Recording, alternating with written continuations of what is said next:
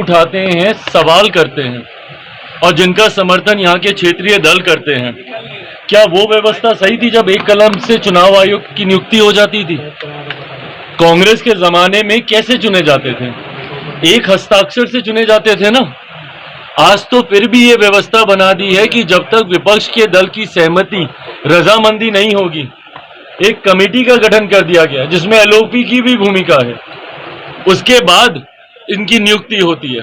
तो एक ऐसी व्यवस्था पे इनका प्रश्न चिन्ह है जहां पे एक समिति के द्वारा इलेक्शन कमीशन को चुना जा रहा है।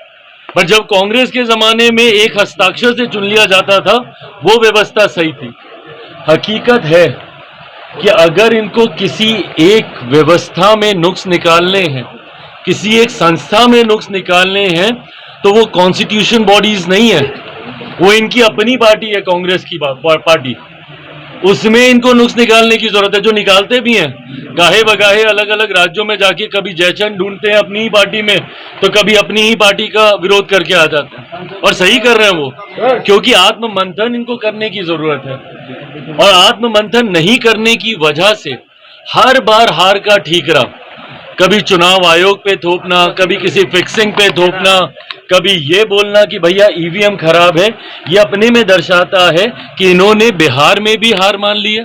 परिणामों के बाद किया हार का ठीकरा पहले से ही किस पे फोड़ा जाए, उसकी भूमिका राहुल जी और इनके तमाम गठबंधन के दल बना रहे हैं।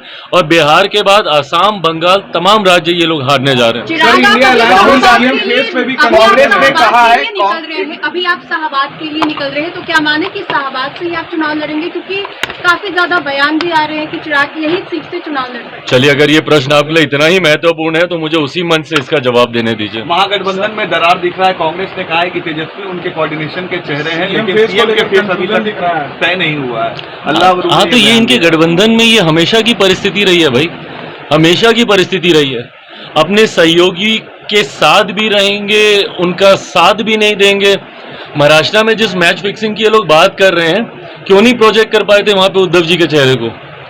वहां पे कांग्रेस और उनके वहां पे जो क्षेत्रीय नेता लोग थे, किस तरीके से उन लोगों ने वहां पे बवाल मचाया था, वही हाल इनका यहाँ पे भी होने वाला है। ये लोग किसी का चेहरा प्रोजेक्ट करेंगे नहीं।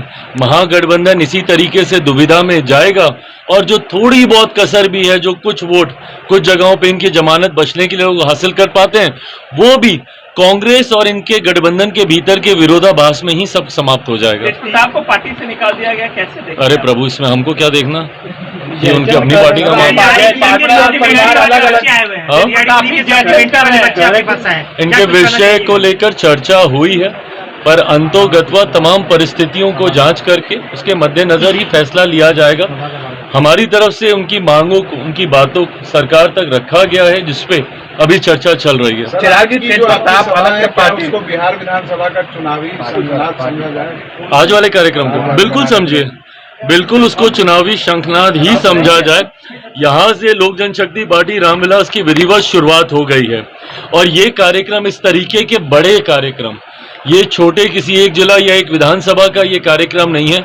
हम लोगों ने अलग अलग बिहार के क्षेत्रों में कुछ जिलों का समूह बनाकर हम लोग इस तरीके की बड़ी सभाएं, आने वाले दिनों में 8-10 ऐसी बड़ी सभाएं अलग अलग आयोजित होगी। आज शाहबाद का क्षेत्र हम लोगों ने चुना है, जिसमें वहां के 3-4 जिले मिलाकर, आरा, बक्सर, आपका कैमूर, रोहतास, इन तमाम जिलों को मिलाकर, जिसका कुछ हिस्सा औरंगाबाद का भी उसमें हम लोगों ने जोड़ा है। बाकी जब गया वाला करेंगे तो बाकी 3 विधानसभा औरंगाबाद की हम लोग उस गया वाले क्षेत्र के कार्यक्रम में हम लोग जोड़ेंगे।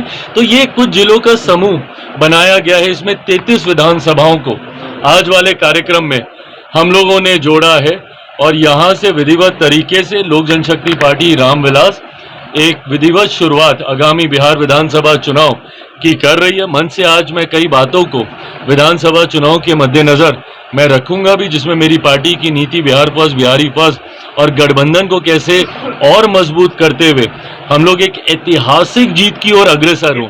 इस बार छोटी जीत से हम लोग संतुष्ट नहीं होने वाले, वो तो हो ही रही है, पर इस बार लक्ष्य है कि ऑल टाइम हाई पर हम लोग जाएं।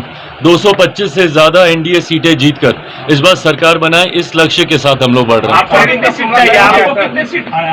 आपको कितनी सीट चाहिए? प्रभु, ये मैं बता दूंगा कि मुझे कितनी सीट चाहिए, पर मैं ये गठबंधन के भीतर पहले बताऊंगा। और मैं आप लोगों के उस भ्रम को भी स्पष्ट कर दूं जो कुछ चैनल्स पे चल रहा है कि एनडीए में सीटों का बंटवारा हो गया। आप लोग अपने संतोष के लिए जरूर चला सकते हैं, पर वो आंकड़े गलत हैं।